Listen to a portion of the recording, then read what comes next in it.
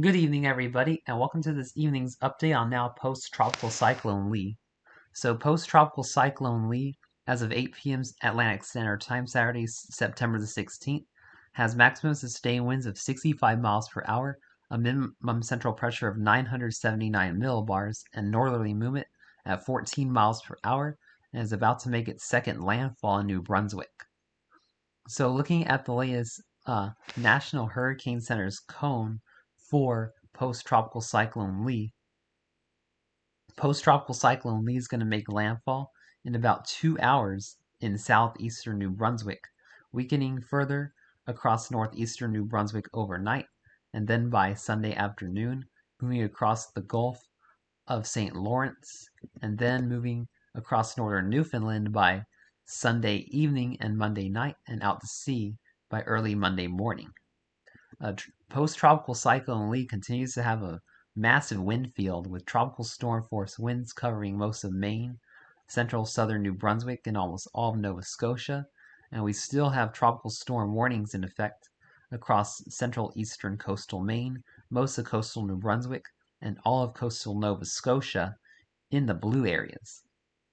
So looking at the latest Zoom Earth satellite imagery in Cone 4 post-tropical cyclone Lee, post-tropical cyclone Lee has lost all of its tropical characteristics and now looks just like a generic mid-latitude cyclone as it approaches its second landfall near St. John's, New Brunswick.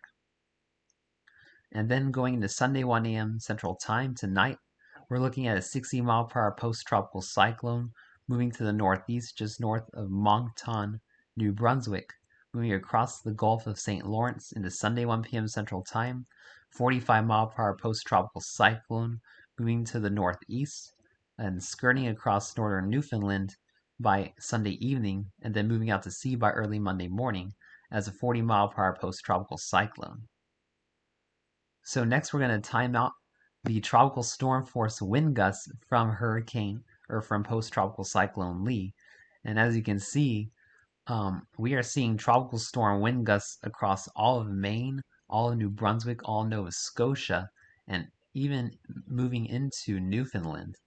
And these are going to continue for the next about 6 to 12 hours before we start to see the tropical storm force winds die down across Maine and New Brunswick, continuing across most of Nova Scotia by 10 p.m. Central Time tomorrow night, or actually 10 p.m. tonight, and then going into the next few hours by midnight tonight Central Time, we're going to continue to see tropical storm force wind gusts across eastern Nova Scotia into the Gulf of St. Lawrence, but dying down across Maine. Still some gusty winds though.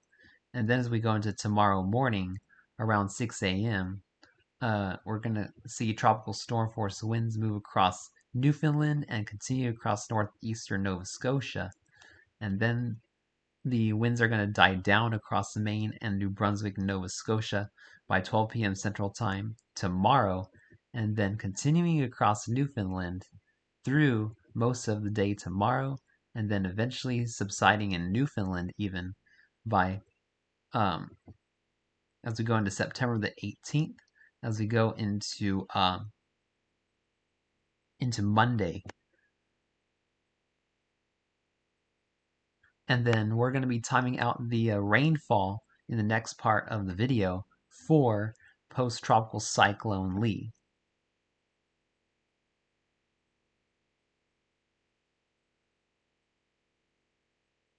So right now we're currently seeing a light to moderate rain across much of central eastern Maine, most of New Brunswick into Nova Scotia.